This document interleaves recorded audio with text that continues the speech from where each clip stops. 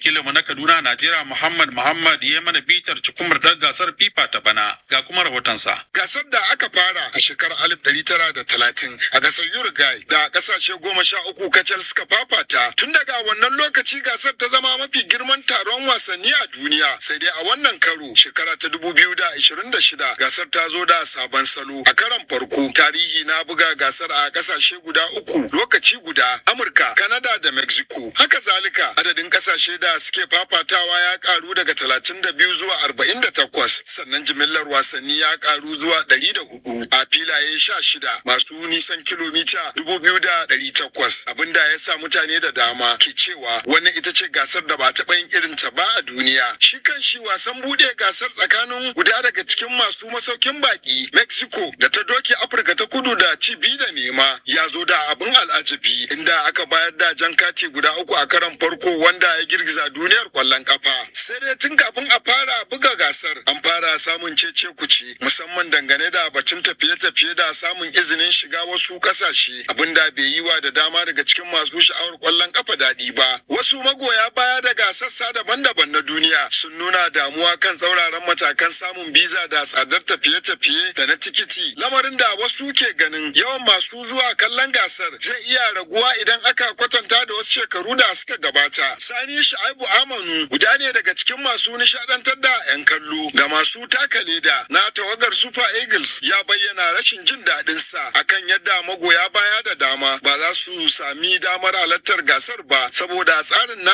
Amurka. Fara zuwa Nations Cup a Angola, kuma sai na je Kamaru, sai Cote d'Ivoire. Shi mai kallo da kuma mai zuwa supporting yana zuwa ya supporting kasan shi ne don ta samu nasara. To ina ba ma FIFA shawara tun kafin ma a ba ma kasan World Cup din a zauna a yi negotiating, gaya musu ga tsarurruka su sani, saboda ba sai kasa ta yi qualify za ta je buga World Cup ba sai a ce magoya bayan ta ba za su je ba. Gaskiya wannan yana ɗaya daga cikin dakile harkan wasanni.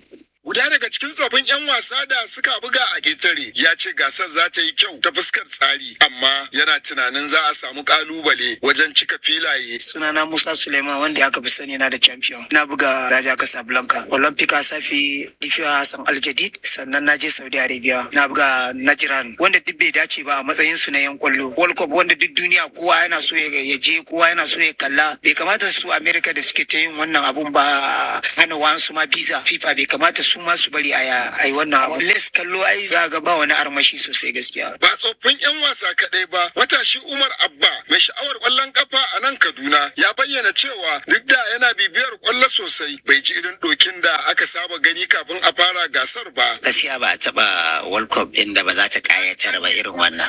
Ko jiya a nan Najeriya a Kaduna matasa ba su damu ma da ƙwallon ba gaba ɗaya. Yanzu ba gashi akwai wasa yau ba, ma ni ko sha'awanta ba na yi. A Kaduna wasu masu wuraren kallon kwallo suna hangen yadda ababe za su kaya tun a wasan farko suka fara kirga asara domin mutane ba su fito yadda ya kamata ba. Sunana Laula Abdullahi, mai gidan kallo a nan jikin Shema. Kai gasan kofin duniya nan ai tun da aka ce an kai America sun kawo siyasa sun sa a cikin kwallon ma. Trump ya lallata kwallon nan kwata-kwata ba Najeriya a cikin kwallon. Shi sa bai da wani armashi. Mummunan nuna kwallo opening ceremony mutane nawa ne suka zo su kalla.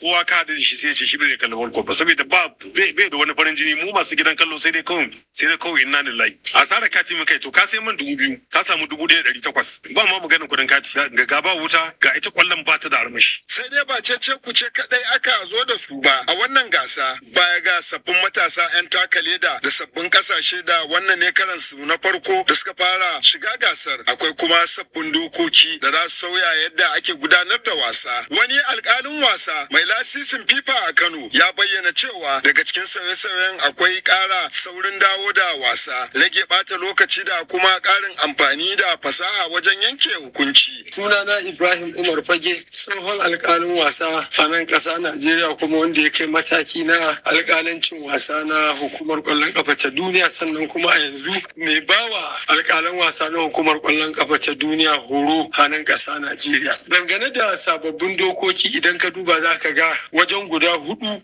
ko 3 daga ciki. FIFA ta duba ta ga cewa ana buga wasan ƙwallon kafa ne minti 45 sau biyu wanda shine minti 90. Amma idan aka tattara mintunan da ake bugawa ba su kai minti 70 ba. Ko in ma sun ɗara da kaɗan ne. To shi yasa sai FIFA ta ga cewa wasu abubuwa da suke jawowa a dinga cinye lokaci ba tare da ana buga wasan ba a cinye su. Don me? Don ya zamana cewa an samu cikakken damammaki daga kowane bangare na dan wasa da kuma lokacin da ake buga wasan don ya zamana cewa wasan ƙwallon kafa ya ƙayatar kuma ya bada abin da ake so. Duk da muhawara da tambayoyi da ake yi, tambayar ita ce shin gasar ta shekara ta 2026 za ta kafa sabon tarihi ko kuwa za ta tabbatar da damuwar masu sukarta?